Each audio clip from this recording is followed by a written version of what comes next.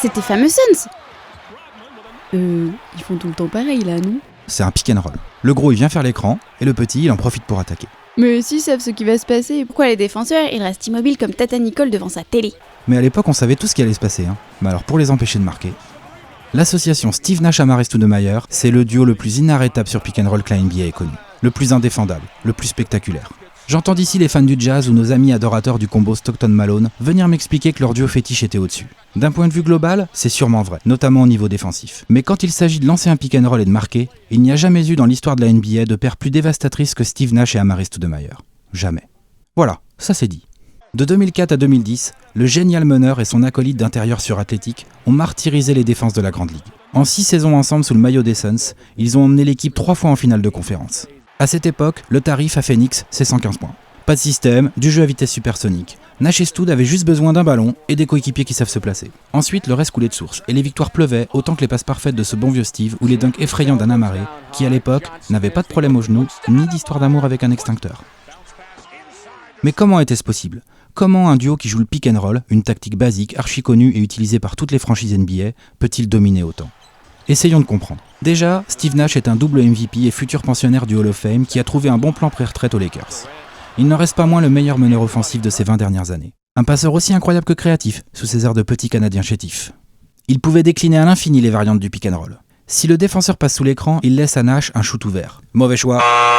Car il faut rappeler que l'ami Stevie détient le record du plus grand nombre de saisons au fameux 50, 40, 90 de pourcentage au tir. Il l'a fait 4 fois. Ambiance, c'est pas tout le monde qui peut faire ça, vu qu'il y a que lui.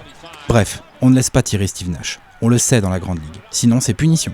Et hop, money in the bank, comme le disent nos amis états-uniens. Autre possibilité. Le défenseur décide de passer au-dessus de l'écran pour gêner le tir du coup. Mauvais choix. Nash peut alors utiliser sa vivacité pour driver et finir lui-même. Là encore à défendre. Et si une aide surgit, pas de problème. Ça veut dire qu'un copain est démarqué. Et quand on est Steve Nash, il y en a même 2 tout seul. Ah, les yeux dans le dos, c'est pratique. Hein. Dernière possibilité. C'est le défenseur du gros qui vient fermer l'accès au cercle. Alors là, mes aïeux. C'est peut-être là que Steve Nash est le plus dangereux, car il a en fait tous les choix. Il peut dépasser cet adversaire plus gros et donc trop lent pour lui. Et Varejao, comment on dit torticolis en brésilien déjà ? Ou bien il peut servir dans le mouvement le joueur qui vient de poser l'écran et qui file vers le cercle. Bon, le pick and roll classique quoi. Sinon, il peut utiliser la carte les yeux dans le dos. Vraiment pratique comme carte. Et alors quand c'est un bonhomme comme Stoudemire qui vient jouer le pick and roll, là ça tourne carrément au jeu de massacre. Car si Nash est un des meilleurs passeurs de l'histoire NBA, le Stoud était un intérieur fabuleux pour jouer en mouvement. À cette époque, Amaris Stoudemire était une bête furieuse en attaque, une sorte d'ours avec une détente de kangourou. Un alliage unique entre une grande puissance physique, une mobilité et un catch de dingue pour sa taille, le tout enrobé d'une technique de finition assez folle. La spécialité d'Amaré ? Le poster. Sanglant, et sur tout ce qui se présente. Pas le postooner, le gros poster qui tâche.